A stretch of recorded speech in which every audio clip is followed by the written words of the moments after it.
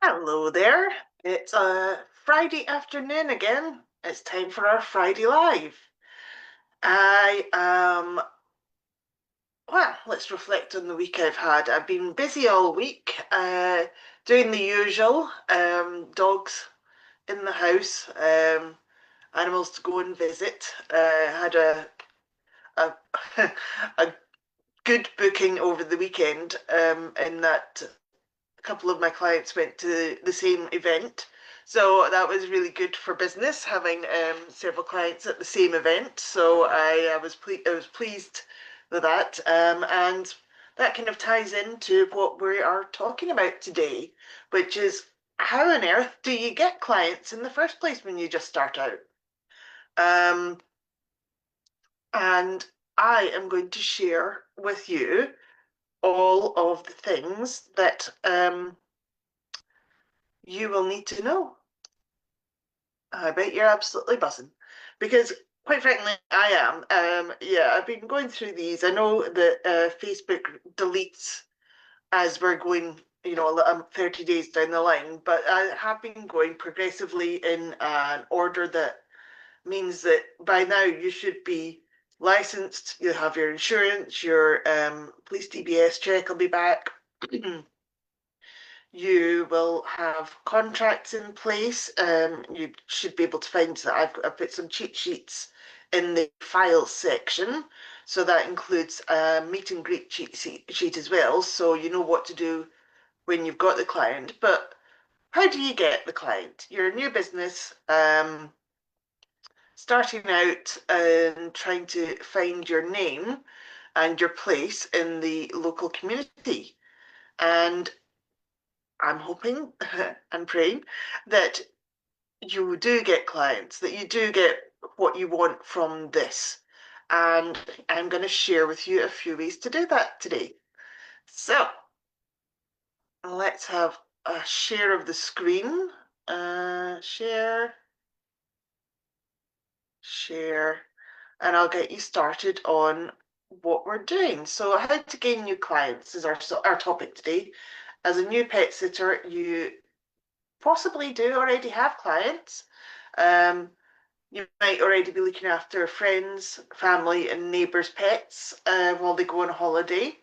But what we want to do here is get a professional system in place for client acquisition. And what we're doing is trying to get traction, get your name out there and get you seen in order to achieve consistent bookings, and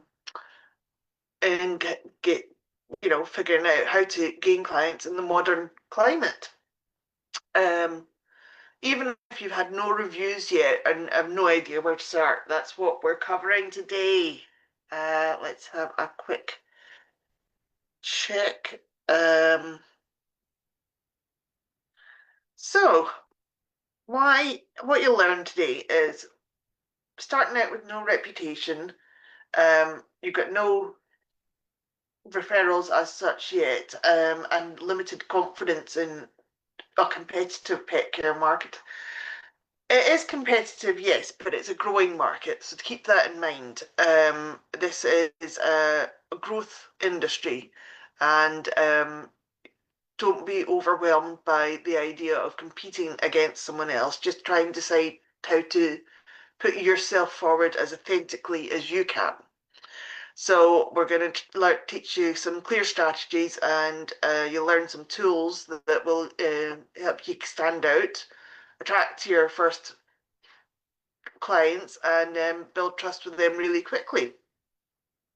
And in the end, you should have confidence and some ideas of how you need to go about growing your pet sitting business from ground zero.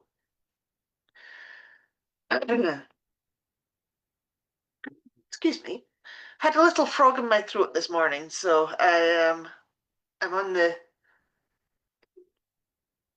nice warm tea for the afternoon just to keep me going. Oh, by the way, just to show you the mug that I use, I haven't been excited about a Friday since last Friday because I really love doing these Friday lives with you. Um, so moving on to why it matters. I mean, obviously, this seems like a extremely silly thing to be asking. Why does it matter that you need clients? Of course, you need clients if you're running a business.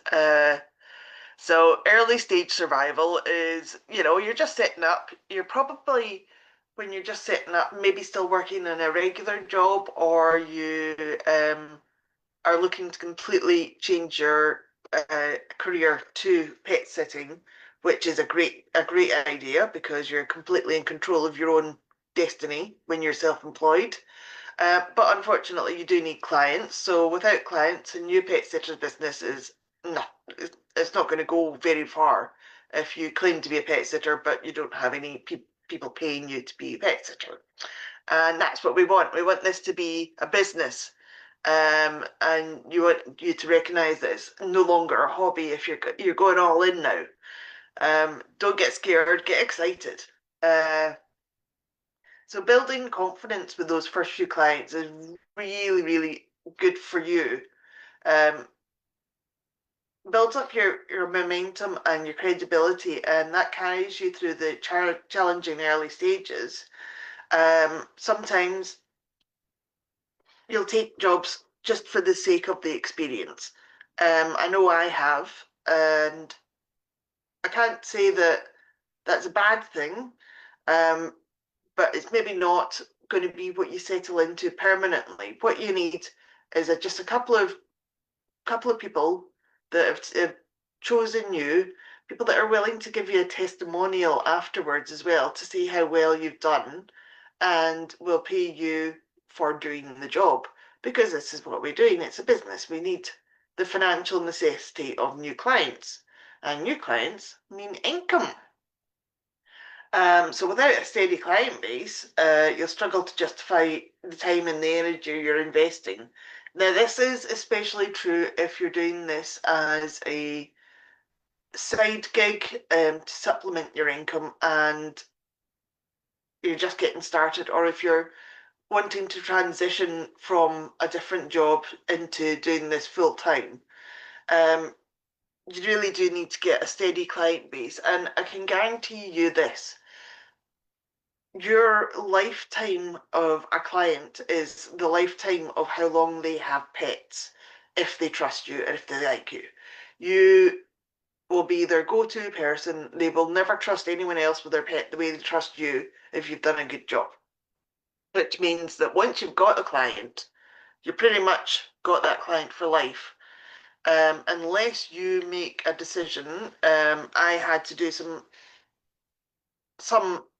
client trimming, as it were. I had a client that was an unneutered male dog, and his behavior around my own dog, because I have my own dog, so I do what is called social boarding, wherein the dogs that are boarded together are socialized with each other prior, and consent is given for them to be housed in the same place.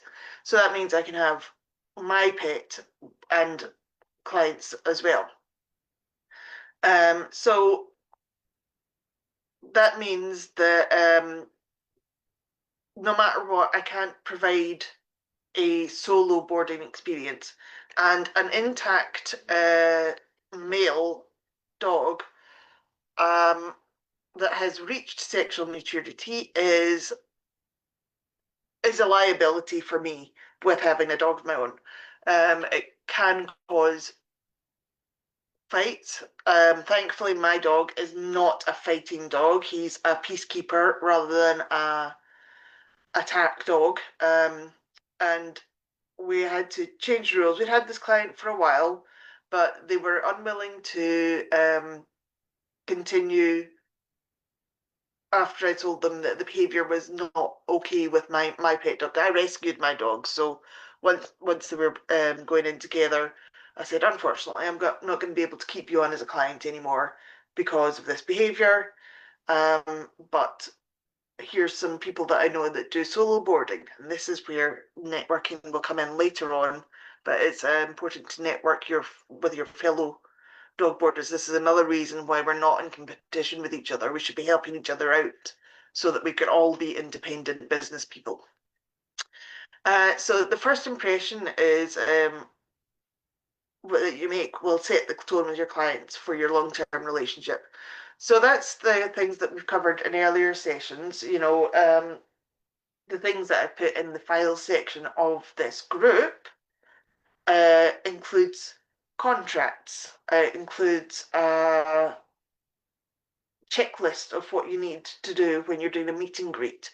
These are things that will help you with your first impression.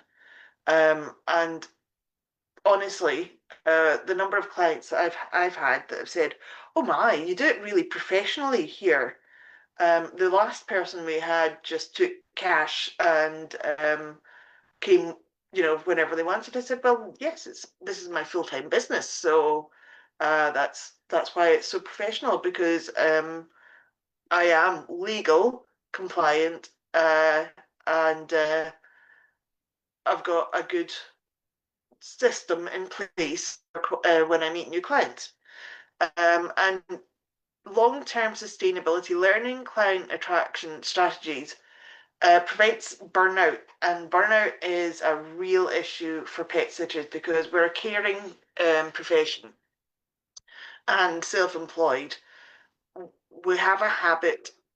Oh, there goes some of the barking from downstairs in the dog section. But yeah, the burnout problem, I've experienced it a couple of times, especially at the end of school summer holidays.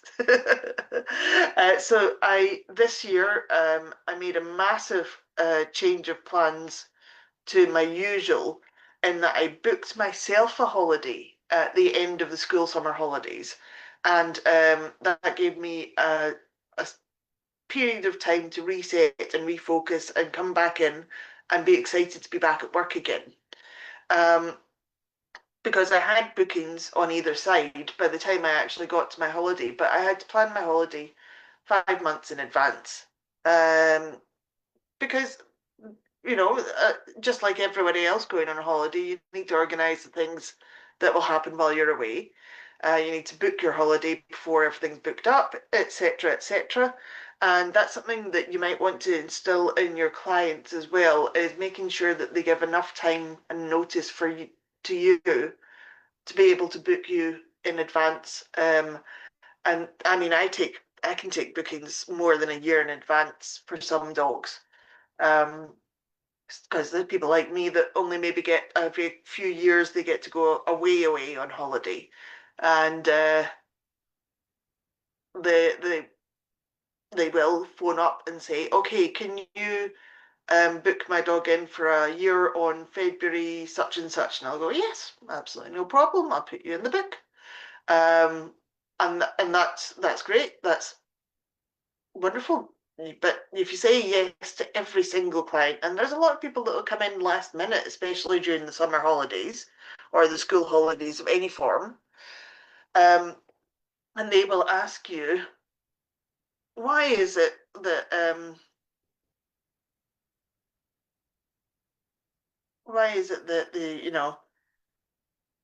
I can't get a sitter at this time of year? And unfortunately, I say, well, we are indeed fully booked during the holiday sessions. If you're wanting to get something, you need to book in advance, and I'm very sorry for that because it means that I'm missing out. I'm missing out on these clients. I'm missing out on the money, and that's not a great idea. If you'll excuse me for just 1 second, I have a cat asking in. 2 seconds.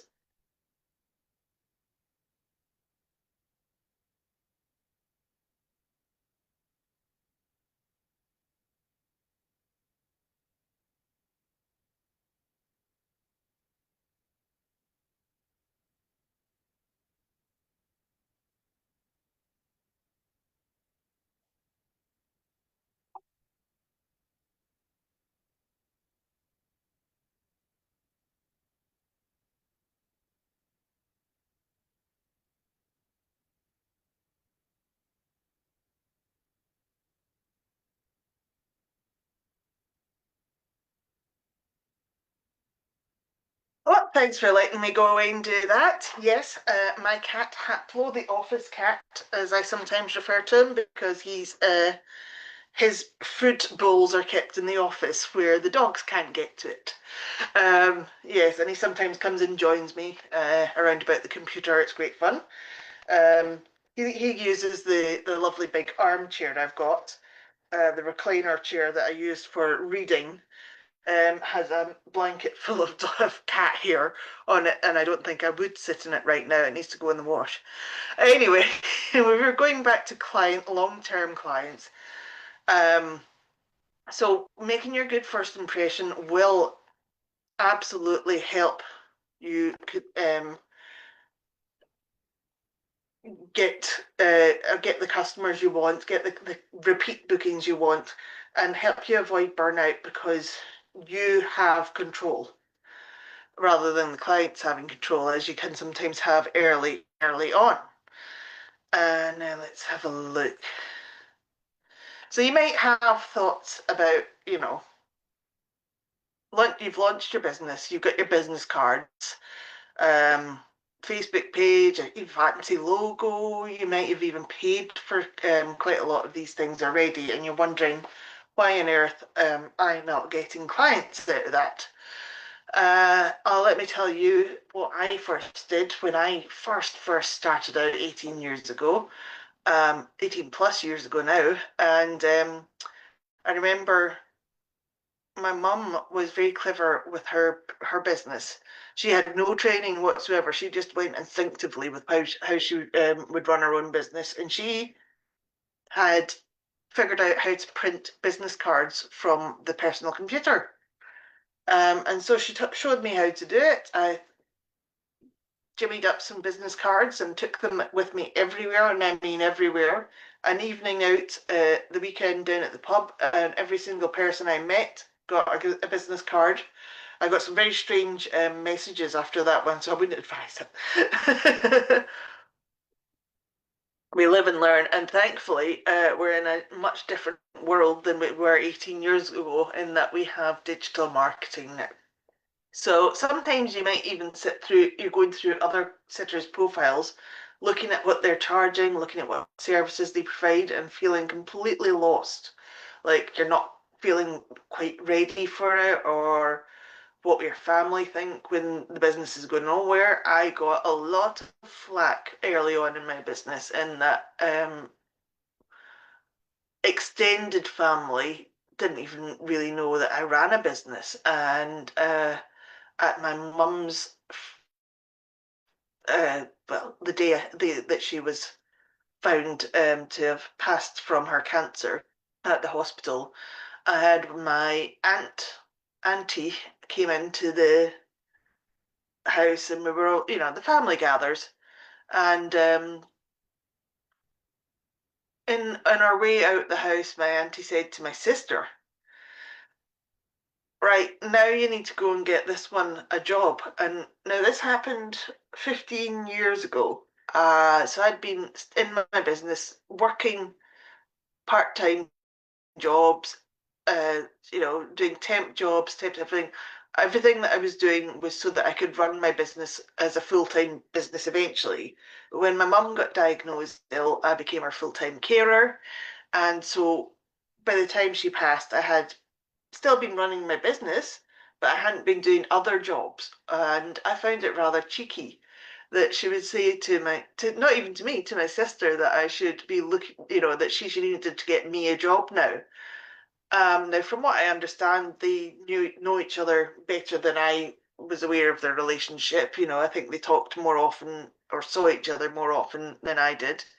Um, but I was in a very upset stage that day, and I was even more upset that even my family didn't think much of my business. And that, it did lead me to wish for something a bit better, and I was a little bit in that invisible, stuck and embarrassed. Uh, I didn't think about giving up. I thought about whether or not I was going to be able to continue my business the way it was, But I didn't. I persevered. I took some courses online, and I did some little bits and bobs that got me sort of from the anxiety stage of trying to find new clients to a confident, empowered person. And now much of that was to do with finding a place that I could base my business and start doing the dog boarding. Because when I'd been starting out and caring for my mum, I was doing dematting grooming from the back of my car with a little camping shower that heated up by the light of the sun. And a great big bucket that I just found out yesterday has finally, after 18 years, the bottom is broken out of my great big bucket that I used to bath dogs in the back of my car. And I would do drop-in visits and I would do claw clipping. I did a lot of things that you can do quickly in someone's house, but wasn't frequent enough. It wasn't the full pet sitting gig that I am now. I used to bring people's birds to come and stay at my mum's house with us because she had a budgie and they would have great fun playing, talking to each other through the cages and they'd be able to be let out together. So I did some sitting, but it was irregular. Honestly, 18 years ago, there wasn't really an online course that I could go to. I was going to a thing locally called the Business Gateway, and that gives you they're free sessions that you can go along to and learn the basics of setting up businesses. It's not business specific though, which obviously I am. So it was learn as you go, and this is why I am teaching you things that I've learned along the way, because now we do have the tools at our disposal to be able to set up our business how we want, and the trial and error phase will be much shorter than it was with me, because you've got the support of my experience and hopefully the support of the rest of this community in this group. Um, Let me share this screen again for you. So here's 5 reasons why you need to get clients, as if we didn't already know some of them. All right, 5 critical reasons. Business existence. So you must attract clients to your business or your business can't exist. That is simple commerce. Without clients, you're not running a business. You're pursuing an expensive hobby that generates no income. I happen to have another small venture in arts and crafts. Now, I literally only sell my arts and crafts so that I can buy more arts and crafts items. And that is an example of a hobby that generates no income and generally just I do to make me happy. It's my hobby, and there's a way of helping to pay towards the things I love to do, and I use it because, quite frankly, I'll turn anything into a business if it will help me get get going with it. I've always been very excited about business. And so another reason is your competitive edge. So if you establish your credibility early, think about all those pet sitters out there that don't have someone sitting there going, right, here is the process, and I'm laying it out for you in detail every week for free at the moment. And they're heading off willy-nilly to look after people's pets without a contract, without insurance, without any clear definition of what their prices and services are. And when you go out to a client with your ready-made folder of experience and certificates, and your checklist of what you need to find out, your contract, you're going to look like the serious pro, and everyone else is going to look like a hobbyist. Um, and also, it gains trust. And when you've got clients, um, that you can get to give you a testimonial. This is a great thing to include in your invoice pack. Now, I leave an invoice or I give an invoice with my clients, and in the invoice, I like to recently made an upgrade to some of my services. So I've been putting in flyers of the new and improved Rose's Pet Care services. Um, into that envelope with their invoice.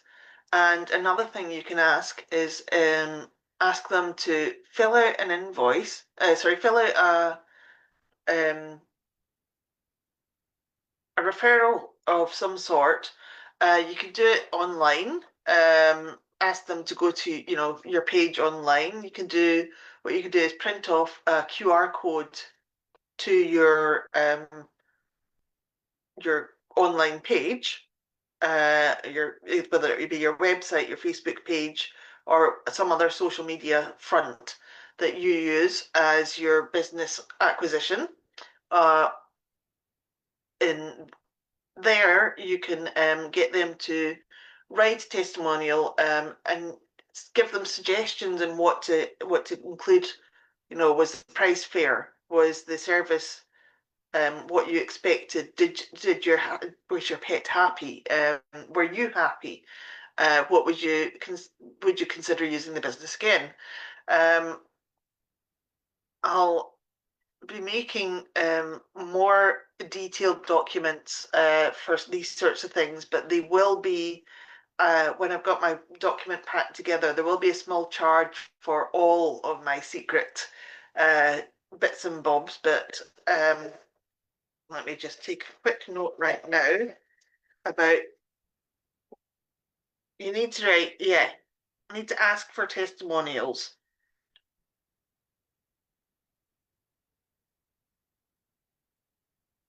And like I say, the best way for me to do that is when I give them their invoice. Now, sometimes I send my invoices via email or WhatsApp, and it's just as easy to pop a link on the email or on the WhatsApp to your page and ask the questions there. Um, that's I'll be creating a testimonial cheat sheet. What should be asked for in a testimonial, and that will be in the package that you pay for. Unfortunately, it won't be free for everyone because I do have another course coming up. I'll talk more about that at the end. This is your free group where we have more about building community and understanding. So your market visibility is quite important because being the best kept secret doesn't pay the bills. Yeah, I like that one too. Um, you don't know who knows about you unless you put yourself out there.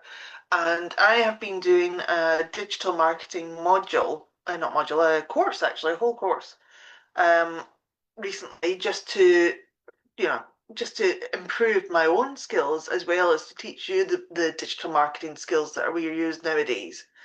And I can't fault it at all. It's been absolutely brilliant because we have to stay current. And like I say, it's a growth industry. And where are people looking for their pet sitters? They're looking for their pet sitters quite often online. And once you build up a bit of momentum, your customers start referring you as well. And you don't want to risk losing that momentum or quitting before your business has had a real chance. Like I said, I had a period where I was unable to work work during the day. I was doing a full-time carer for my mum, and the ability to run out and quickly do some drop-in visits or whatever was all I could do for the space of almost a year until I got till after she passed and I got settled into my new place. Um, Thank you. So yeah, it's important that you keep an eye on what you're doing. Don't give up. Just get a bit better. And trust me, you will get better with listening to a little bit of what I have to say.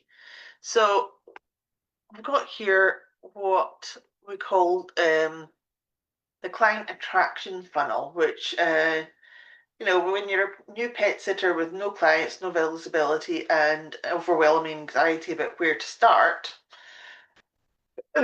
you go to strategic action, which is implementing strategies, building trust through testimonials, and creating your first booking opportunities. Oh, remember that testimonials can come from clients you've already had that haven't been paid for. For example, people that you've looked after their pets for free or for unofficially. Um, when you're just getting started out, you might not have any qualifications like I do, such as I've got a degree in zoology plus. Let, let me just go through my folder for you. So my record of achievement folder, I've got a degree in zoology. I've got a dog training diploma. I've got living psychology diploma. I've got pet nutrition, canine communication, pet sitting and dog walking. That's about the only course I could ever find online was the New Skills Academy pet sitting and dog walking diploma. So I've got pet psychology diploma as well, and I've got other qualifications in regard to completing business things. Um, so I don't know about you, but I've never met another pet sitter that has a degree in the study of animals.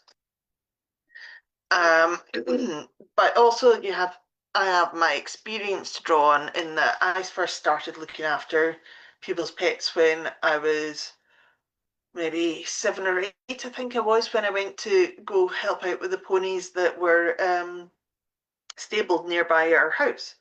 And I would muck out and I would help with the training because the old man that owned them, that was his business, his hobby business, as I say, with my arts and crafts. This was his way of paying for looking after his horses, with taking kids for rides on the Shetland ponies at the local parks whenever events were on, and that's how he paid for. Well, I didn't pay for all of it that way, but that's how he supplemented the cost of looking after his beautiful ponies. And I was very fortunate that shy little me had a very lovely mother who went over and introduced me to the owner. And while she talked to him, I quietly just petted the ponies.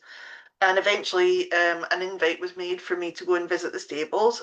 And before you know it, I was out there mucking out the stalls while he leaned on a fence rolling cigarettes. Very much like something out of an oldie-timey movie, only this was in the 1980s. It's still quite old now. Anyway,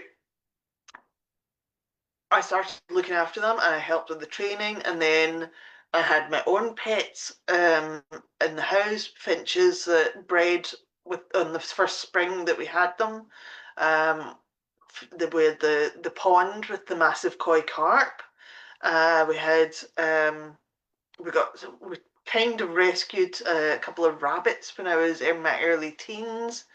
My finches passed away, and my dad very unwisely decided to replace them with a cockatiel, a parakeet. which became the bane of the whole household for years. And I had a pet frog and pet mice. All of this before I started working in the pet industry. So my pet industry job first started out 28 years ago as the cleaner in the pet shop. Again, back to the mucking out. That's where everyone started for what I know. But nowadays it's different. Nowadays there's not so many pet shops that are like the big pets at home are. You don't get as many opportunities to help out, muck out at some random stables unless you're in an area where there are stables around that you can get to. If you're in the urban environment where we're most likely to, urban and suburban areas are where you're most likely to get your pet sitting clients, um, you're mainly talking about your cats and dogs and rabbits and hamsters as pets. Um, Most people don't have anything much more exotic than that. Although, with my experience in volunteering at the tropical zoo, etc., I do deal with the most exotic pets as often as I can because I love the variety and I know how to do all of them, not just from um, working, but also from having owned quite a few different things and done the full life term of some of these animals. Anyway, so once you've got your testimonials, etc., sort of booked and you get your bookings sorted out, you can start to get yourself established as you get your foot through the door and you start getting your repeat bookings and you get your full calendar and trusted reputation and a strong community presence. Now, my next door neighbour tells everybody, absolutely everybody, to come to me. And it's wonderful. It's a great relationship to have in the community because she's her whole family lives in the same area where we are. And she has so many friends from having grown up in the same place as well. So she's a local gold mine of client referrals. Um, and she quite happily shares my Facebook page everywhere we go as well. It's priceless once you've established yourself. And the reason that she recommends me is because she sees how I look after the dogs that are here. You can't get much better testimonial than an impartial observer who goes, "Wow, that is some excellent pet care going on there." And yeah, so these word of mouth things are great, and I know it's a digital era, but word of mouth still holds much more weight than you would initially think in the modern market. Now let me see where my next slide I want to show you is. Yes, here we go. So I'm going to share my screen again. I'm getting a bit smoother at this old shared screen malarkey. Yep, 70% of people prefer recommendations.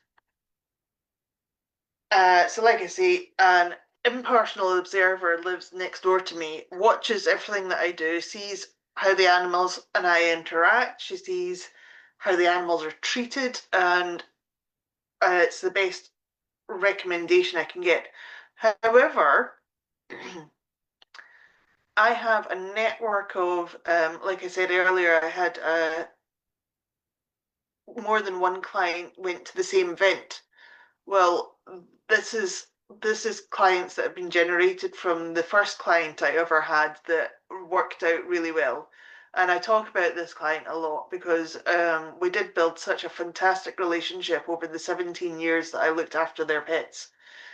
Those two cats were practically family, and the dear owners of dear friends, and they have passed my number on only a couple of times, and the customers come to me and go, right, you're trusted by such and such, and I know they're really particular about their pets, so I know you'll be good. And that's great. So with using referrals like that, your business will go 3 to 5 times faster in their first year. Now that makes it a viable way to leave whatever job you might be doing for someone else and become fully self-employed within that first year. After, or at least after that first year, you should have a sort of a great um, client base. But also, let's have a look at what Bill Gates has said. Your most unhappy customers are your greatest source of learning, and that is so true because feedback is everything when you're in business. Customer service is great, but what do you do when you have an unhappy customer? You try to make them happy, but you've got to do it in a way that is not going to damage your business either. So a client acquisition strategy is the intentional set of action you take to consistently attract and convert pet owners into paying clients. And a lot of that comes from your referrals, your current clients. And look at this, 260 billion pounds. That's what the pet care industry is worth. Let's go over it again. 260 billion pounds. Billion pounds. Um, that's what the global pet care industry is worth. So there is room, and like I say, the pet sitting aspect is definitely on the move up. So you're in a growth market, and it's a great time to be in it with the advances in technology, making it easier to get yourself in front of clients. So common misconceptions is you need paid adverts. Nope, I have never used a paid advert. I put up free adverts in shops. I don't use Facebook advertising for my business. Um,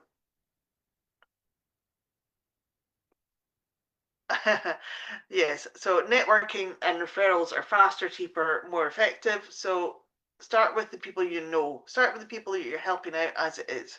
Start with your people nearby, your family, your friends, your neighbors, and get your referrals going that way. So people will book me if I post on Facebook once. Well, visibility requires consistency. If you're looking for a growth strategy, I would suggest posting at least once a day across your social media. It's you might feel that you're spamming, and sometimes I feel like I'm not getting seen at all. But if you're putting out one post every day, that's one seven posts a week. Not much, is it? Not much to be advertising your career. Um, and over time, I mean, I don't know about you, but not everything that I post immediately gets seen. And maybe a few days down the line before someone sees it. So if I put a post up once, it'll get lost in the chatter. And if I put up a post every day, then I've got 7 chances to be seen rather than just one. And that's 7 chances per week. And it doesn't, you can get ChatGPT or any other AI to help you writing those posts. You don't have to make it all up yourself. There are certain strategies that work as in what types of posts that you can put up. I think there's 8 different types of posts that get really good reviews. But we'll cover that in marketing later on. And I can't compete with sitters who have reviews. Well, every successful sitter started with 0 reviews, including me. And it's how you build your trust, how you present yourself going in that will make it into your snowball effect. So getting your first pet sitting client is like pushing a heavy snowball up a hill, or if you're a fan of Greek mythology, the myth of Sisyphus pushing the rock up eternally up a steep hill. Um, it's exhausting and it feels almost impossible. You're out of breath. You're just like, oh, why am I constantly pushing? But here's the magic. Once you get that snowball rolling, it begins to grow larger and move faster. Of course, that starts to happen once you push things over the hill, but it's just an analogy. So first few clients require significant effort to attract to convince. But you would do that, you always put your best foot forward in your first day of a new job, don't you? You want to be seen as doing everything correctly. And, one of the things that you get in the paid um, products is a,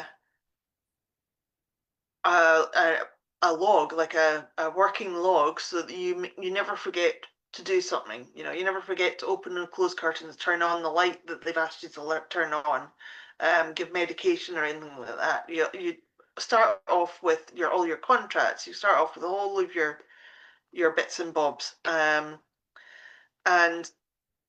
that is the effort that you've done. You've done it all before you've even got your client. You've got it all ready to go ahead.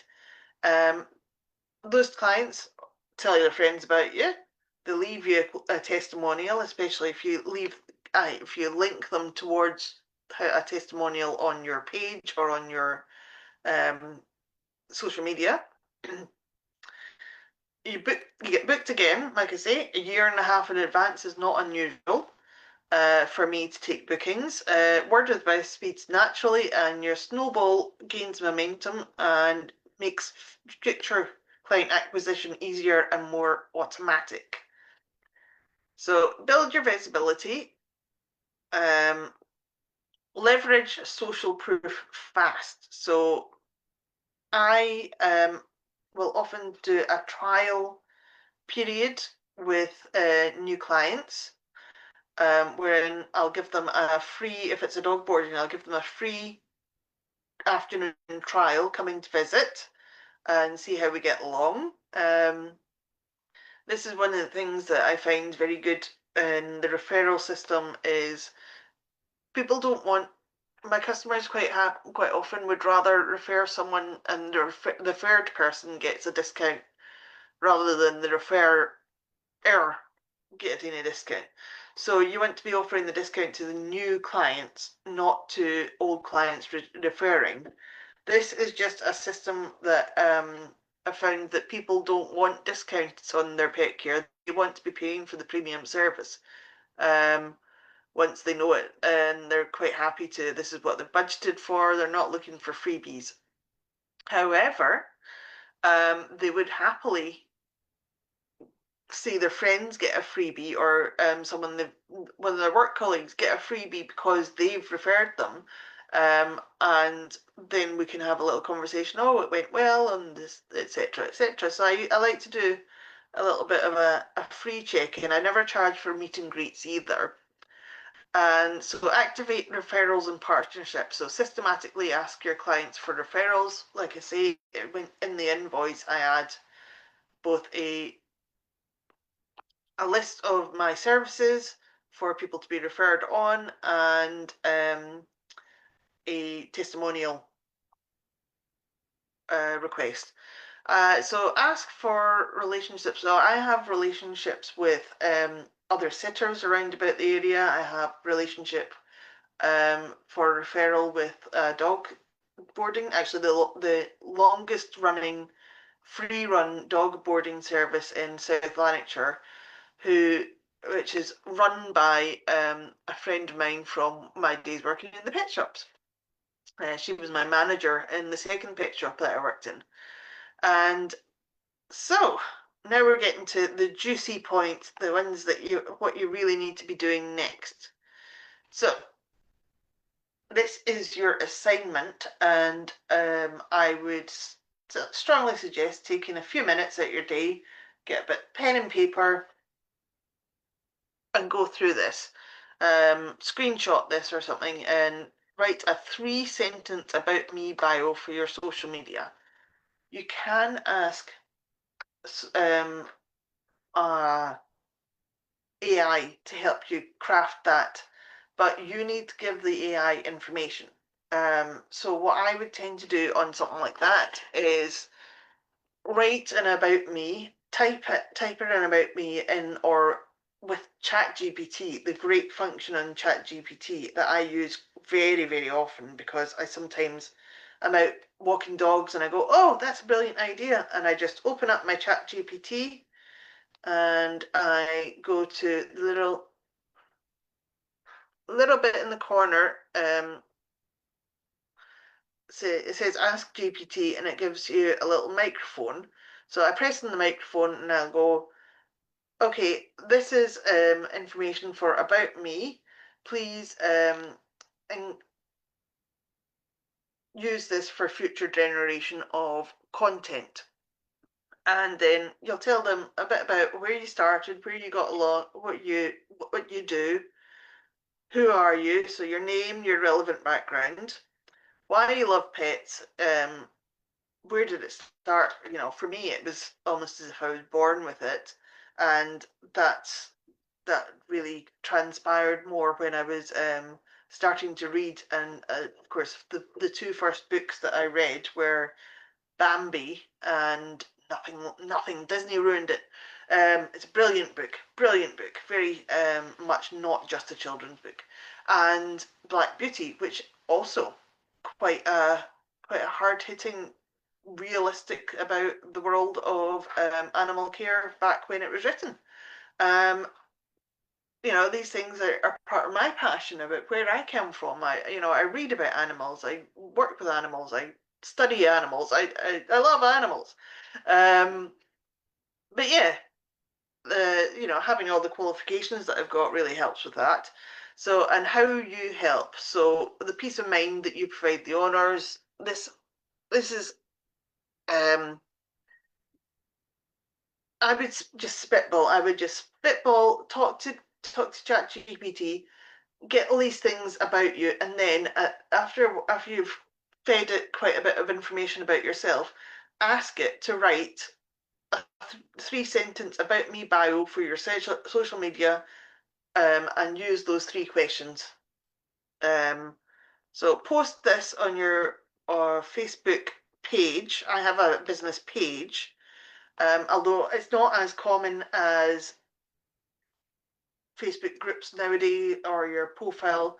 I really enjoy having my separate page because my page allows me to use the Meta Business Suite, which allows me to schedule posts on both my Instagram and my Facebook. However, how my group works, I'm able to schedule posts on that, but only to my group. It's a private group here, this group, and my personal Facebook no longer allows scheduling of posts, so I have to post on that every day myself. But I do use a tool called Buffer, which sets up your social media and posts. You can set it all up for like the whole week coming for Instagram, TikTok, and LinkedIn is what I use it for. You get three social media accounts for free, and then after that you have to start paying per month. So that's why I like having a Facebook page rather than anything else, so that I can still do my scheduling. It saves so much time to be able to schedule a week's worth of posts on just about every platform in what, half an hour. You talk to ChatGPT, you get your week's posts, and listen, always read through your AI, by the way. Always make sure it's on point for what you want because it can go off on its own. It's a large language model. It's had information from all sorts of different ones. So what else you want is post your bio on your business page. So introduce yourself to 2 local Facebook community groups. There are 2 excellent ones in South Lanarkshire. Well, one for my town, even Hamilton. It's Hamilton basically it's a gossip group or a helpful group. It's called Hamilton Newsstand, and it's for people in and around Hamilton. They have a dedicated post once a week that you can advertise your business on, which is great. That quite often is what you'll find with Facebook groups. Another one in South Lanarkshire is Dog Lovers of North and South Lanarkshire is an excellent group because the admin are very, very stringent about making sure you have your boarding license, which is an excellent group to be part of because it shows that everyone in the group will be professional and the sort of referrals that you can get through that group will be warmer and you won't have to prove yourself as much in that sort of group. But yeah, get a couple of Facebook community groups that are relevant in your area. And being in your area is important because you're a pet sitter, not an international jet sitter. Um, you need to be in an area, your catchment area, as it were, and put on a warm, friendly photo of you with your pet or if a pet. I have no luck whatsoever doing selfies with pets, so I would suggest getting a friend, family member to come in, take lots and lots of photos of you with a pet, a family pet or a favourite pet. Um, Something professional looking. So wear professional looking casual wear, uh, like we talked about before for the meet and greet. Make sure you look practical, professional, and clean. So, how did you start find your first client? First, you go through your friends and family and neighbors. Do I need insurance? Yes, that was the first lesson. Get insurance before you do anything else. I mean, the only thing that you could possibly do before that is declare that you have a business, and then get insurance. It builds your credibility as much as it protects you from day one. And I have saved a lot of money just by having insurance and not having to claim on it. It really does make a difference. How do I keep beat with experienced sitters? Well, you are an individual, and the people that you get, certainly through friend, family, and neighbour referrals, will already be quite warm. They will have a pet and they will be wanting to go away and have someone look after it. So, showing your pet passion and reliability and your personal touch, whatever that may be, it's up to you. That's your business. This is the whole point. You're building an independent but legally compliant pet sitting business. So many people prefer someone who takes the time to truly care over a big, large, impersonal company. And we'll go over those kind of companies another day. So you're new, you don't have money for adverts, and what if no one books me? Well, everyone was once a beginner. Even Einstein had to learn how to do math. Um, it's quick to build your trust through reliability. So always do exactly what you say you're going to do. That's one of the things that's actually a legal requirement in dog boarding in Scotland. You have to do what the owners have told you, which is why you have your contract forms. And that contract form tells you everything you need to do. So, yay. uh, don't have money for adverts. Well, like I say, I never paid for adverts starting out. I had some help with handing out business cards. My mum handed out business cards to her clients. She was a driving instructor, self-employed all her life. There was there wasn't as much social media, back then. Now they've got completely free social media, and you can program it to advertise for you all week without you having to do that. All you need to do is, pick up the phone when it rings. And what if no one books you? Well, someone will. There is more pets than there are sitters. And like I keep saying, it's a growth industry.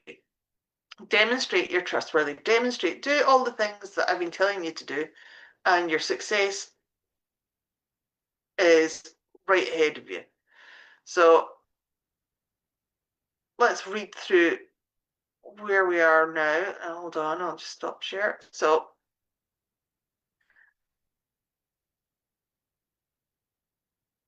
imagine your scenario a few months from now. So your calendar is filled for a few weeks in advance. You get loyal clients uh, who trust you completely. Phone buzzes, are you available next month? Would love to book you again. People hand their house keys over without hesitation, knowing that their beloved companions are in capable and caring hands. There are other things you can do. I have a special clip for keys that I'm using for home visits, so that they're kept separately and they're kept secure and that I don't lose them. But my insurance does cover, your insurance should cover your key replacement. You, however, cannot ever make a copy of that key. That's illegal.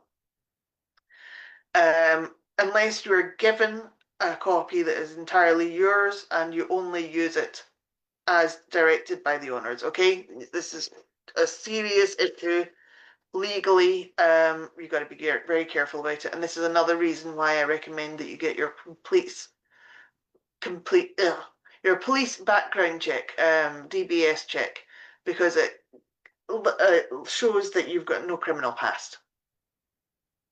Um, so you wake up each morning excited about your work day. I know I do. I wake up and I go, wow, it's fantastic. It's time to get the dogs fed. Then it's off to do my rounds. By the time I get back to doing my social media in the morning, um, I've I've had like a fantastic morning. I'm like, this is great. Wow, why would I want to go back to working in an office again? And then I come up to my office and I teach you how to do things.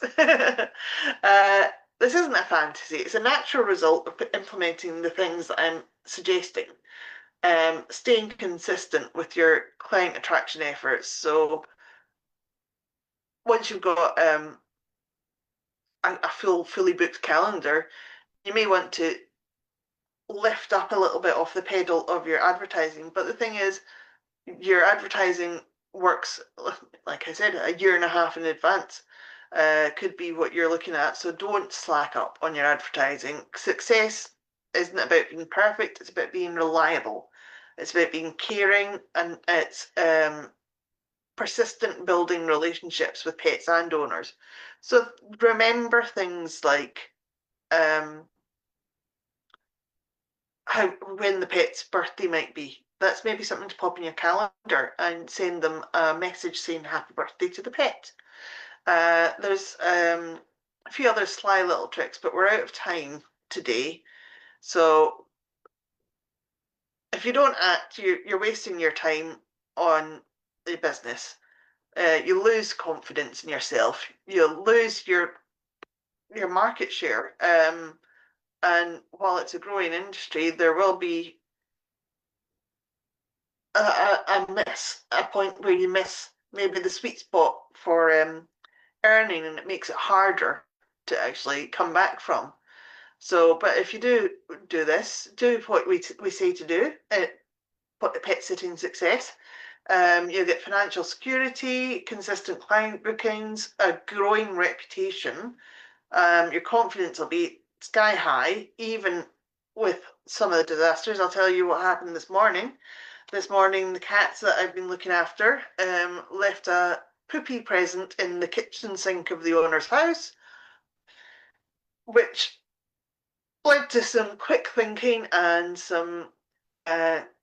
Thankfully, I always carry a toolkit of sorts in the car, poo bags and wipes. Uh, it makes a lot of situations a lot easier to deal with. A little dustpan and brush is actually going into the toolkit once I go to the shop after this. So personal fulfillment of building your own business around your passion is priceless, absolutely priceless. So start building your visibility today. Like I said, go do your little three line bio for your social media. Ask for your testimonials from your friends and family that you've looked after their pets already, maybe not even been paid for, and make sure that you're open to bookings. Like, set your business hours and get going. So you want to be optimizing your social media, local groups, clear, friendly messaging, keep your own personality. That's what's why people go to you specifically is your personality. Um, a bubbly, happy personality is generally a really good one to associate with pets because you don't want somebody grim-faced and dour going in to play with your cat for half an hour. You want somebody who's happy about the prospect. Um, you've joined you, if you should ask friends for detailed uh, testimonials. I would even just give them a set of ideas of what they should comment on. Um, create a referral bonus system. Like I said, I would rather offer a new referral something for free than my current customers, offering them a discount of sorts. It's difficult to say how to work a discount in this industry because the booking could be a day, like a single night looking after them, or it could be 2, 3 weeks looking after a dog. Um, how do you work out, do you do a percentage price decrease or 1 day free? Well, if you're only booking 1 day, the whole booking is for free. And 1 day free when they're booking for a week or 2 weeks is a bit pointless. So, and being a caring industry, people quite often would rather see that the person they've referred is treated with the free thing, so that they come across better. If you get me, so that their fairer um, looks good in the eyes of the new client. So I look good for giving something for free. The person that referred me looks great because they just got something for free for calling the person that person said, "Yay, call my pet sitter. They're the best." That's what we want them to be saying. So once you're now you're going to be feeling, once you've got all this built in, trusted, needed by the pet owners, and proud of your thriving business, which I am. I am always happy with my business. It just keeps me happy consistently throughout life. So next week, let's have a look at what's on the old schedule for next week. Uh, we've done client acquisition. So we'll be handling,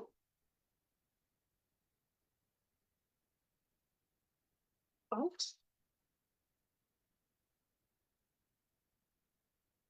yes, handling problems professionally next week. Because although we hate to admit it, there is um, never going to be perfect business. There is always going to be some sort of problem. And like we heard Steve Jobs saying earlier, or was it Bill Gates? Yeah, Bill Gates saying earlier, that your unhappy customers are your best feedback. So let's figure out how to handle them and turn a complaint into a customer. There we go. So sorry we've run over a little bit today. I've really enjoyed talking about this with you. It's been fun because obviously I've been doing my marketing and my digital marketing course for you as much as it is for me, and that's nice to see, to put it into good use. Um, handling client complaints. We will come against that next week. And in the meantime, have a lovely weekend. And I hope that you get your online presence up and going over the weekend and see about maybe scheduling some Facebook posts. And I'll see you next week. Have a good weekend.